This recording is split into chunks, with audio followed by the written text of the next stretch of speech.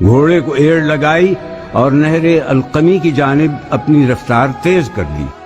آپ ذوالفقار حیدری اس طرح چلا رہے تھے، آئی چمک کے غور پہ جب سر گرا گئی، سیل آئی زور و شور سے جب گھر گرا گئی، ایک ایک قصر تن کو زمین پہ گرا گئی، دم میں جمی صفوں کو برابر گرا گئی۔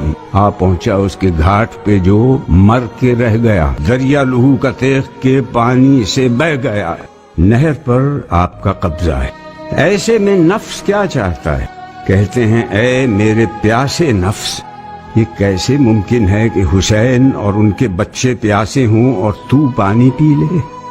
خدا کی قسم میں سوچ بھی نہیں سکتا کہ پانی کا ایک قطرہ بھی پی لوں۔ آپ کے گھوڑے نے بھی منہ موڑ لیا اور وہ بھی پیاسا رہا۔ عباس آبرو پہ بڑا حرف آئے گا، پانی پیا تو نام وفا ڈوب جائے گا۔